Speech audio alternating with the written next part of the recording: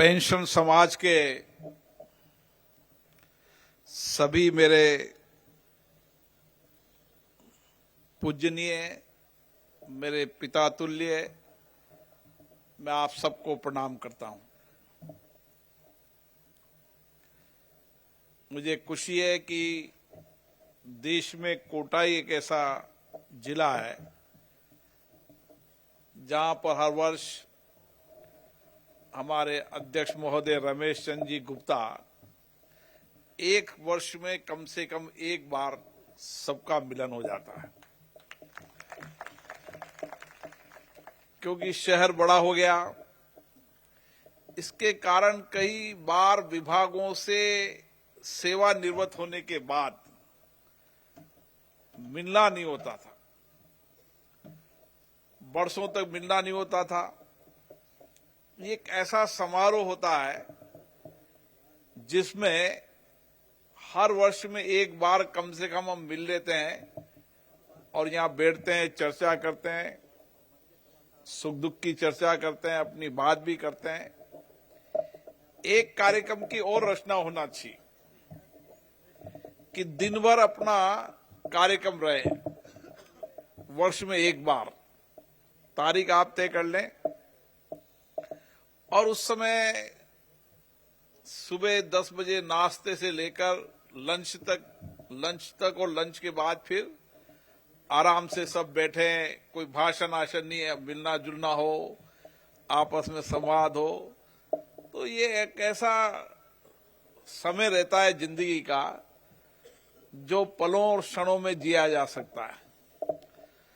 और मेरे रमेश जी अगर कहेंगे तो हर वर्ष मैं कार्यक्रम आयोजित कर दूंगा अच्छी जगह, जहां सब मिलेंगे, नाश्ता करेंगे, फिर कुछ खेलेंगे, कुछ बातें करेंगे, कुछ फिर लंच करेंगे, फिर लंच करके फिर हवन करेंगे, कुछ जो भी कार्यक्रम बनाए योजना कराकर शाम को सब घर पे चले जाएंगे, ताकि एक साथ अलग अलग बैठकर गप्पे सप्पे हो जाए, बातचीत हो जाए। अभी तो क्या है, भाषण पट्टी होता है जो उसमें मजा नहीं आता कार्यक्रम का, क्योंकि लंबे समय बैठना हो जाए। क्यों ना भाई जी साहब? बाकी पेंशन समाज के मैं अधिवेशन में जयपुर गया था तो मैंने शंकर सिंह जी से कहा था कि शंकर सिंह जी, राजस्थान के हर जिले के अंदर पेंशन भवन होना चाहिए, पेंशन भवन के साथ एक लाइब्रेरी होना चाहिए। और मैंने शंकर सिंह जी से कहा है कि हर जिले के अंदर जमीन का आवंटन होगा, कोई भवन बना होगा तो भवन मिलेगा और राजस्थान के सभी सांसद और विधायक उसमें पैसा देंगे ताकि सब एक मिल जाए। और शंकर सिंह जी से आग्रह करूंगा कि राज्य का भी एक कार्यक्रम हर वर्ष करें ताकि सबका मिलना राज्य भर में भी हो जाए। जाना आना मुश्किल है, लेकिन अलग अलग जिलों के अंदर करें। जहां तक उन्होंने जो बातें बताई थी, मैंने फाइनेंस सेक्रेटरी से बोल दिए। मैंने कहा सारी समस्याओं का समाधान करो। माननीय मुख्यमंत्री जी को भी अवगत करा दिया था पिछली बार मैंने। और निश्चित रूप से आप तो जानते हैं कि सरकारी विभागों में रहे, एक दिन में समस्याएं निमटती नहीं। आपने भी वर्षों तक फाइलों को घुमाया है, आपका ज्यादा अनुभव है इस बारे में, तो उस अनुभव का लाभ आप भी ले रहे हैं कि ऐसे ही चलता रहता है कुछ न कुछ चीजें। लेकिन मैंने कहा निश्चित समय पर सबकी समस्या का समाधान हो। कोटा के अंदर मैंने रमेश जी से पूछा, कोई समस्या नहीं है, छोटी मोटी बातें थी जिसके मैंने डायरेक्शन दे दिए हैं, आवश्यक निर्देश दे दिए। 1 जनवरी ये सब लागू हो जाएंगे और भी समस्या लागू हो जाएंगी। मेरा एक आपसे आग्रह हमेशा करता हूं मैं कि हम इस कोटा के विकास को किस तरीके से नई दिशा दे सकते हैं।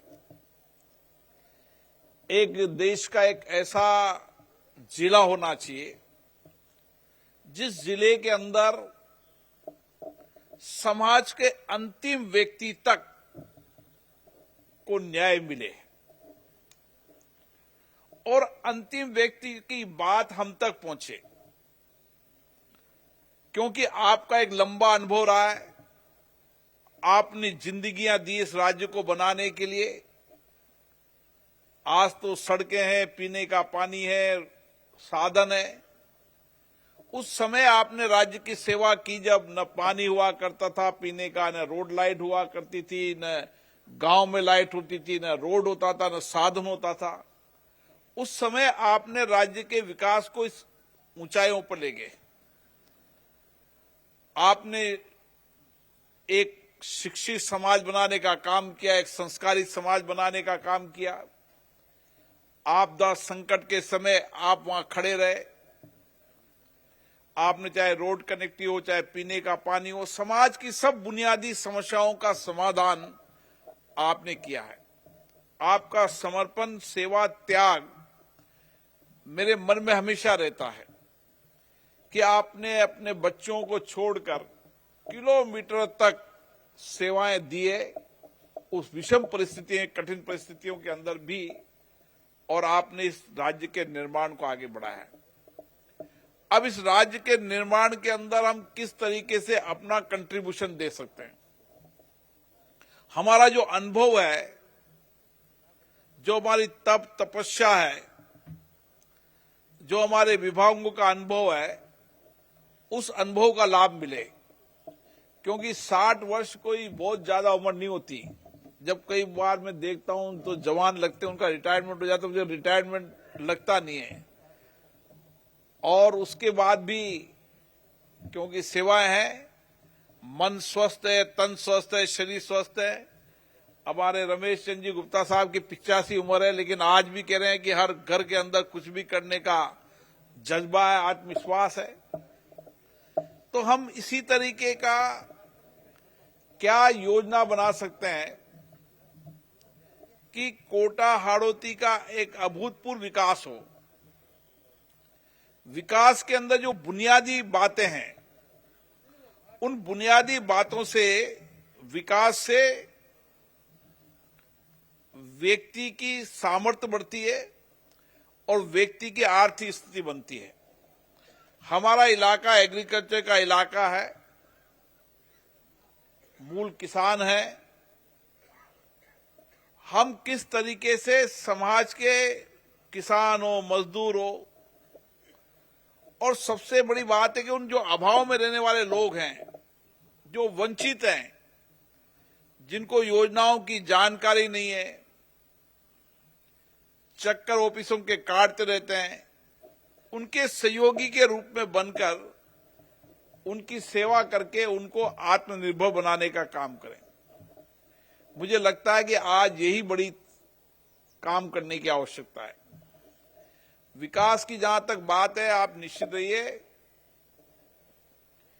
कोटा जिन बुनियादी आवश्यकताओं के लिए बरसों तक लड़ रहा था, इस 5 साल के अंदर देश के अंदर वह सब बुनियादी चीजें कोटा के अंदर होगी जो बरसों तक नहीं हो पाई थी। यहां की चाहे रोड कनेक्टिविटी हो, चाहे वहां की रेल कनेक्टिविटी हो, चाहे एयर कनेक्टिविटी हो, मैं बात नहीं करता, लेकिन मैं बरसों तक, मैं दिल्ली में बहुत दिनों तक प्रयास करता रहा, लेकिन एयरपोर्ट का निर्माण गतिरोध होता गया। क्योंकि आजकल किसी शहर के अंदर एयरपोर्ट की भी महती आवश्यकता है। कोई भी साधन, कोई भी विकास में एयरपोर्ट का भी योगदान है कि कोई भी कंपनी वालों से बात करते हैं, कोई सर्विस सेंटर बनते हैं, पूछते हैं एयरपोर्ट है क्या, और ये एयरपोर्ट आधा एयरपोर्ट बन जाता अभी तक अगर राज्य सरकार शुरुदिनी पैसा दे देती और क्लियरेंस कर देती। मुझे पता है कि आप तो राज्य सरकार में रहे हो, 95% जिस इलाके का फॉरेस्ट हो उसकी क्लियरेंस होना संभव है क्या? 95% जमीन ऐसी दी थी कि 95% फॉरेस्ट था, लेकिन आपका बेटा भी बैठा हुआ तो मैंने 90% फॉरेस्ट भी क्लियर करा दी। उसके बाद भी गतिरोध पैदा करते गए। वही गतिरोध राज्य में सरकार बनते 2 महीने में गतिरोध क्यों पूरा हो गया? आज गतिरोध समाप्त हो गया है।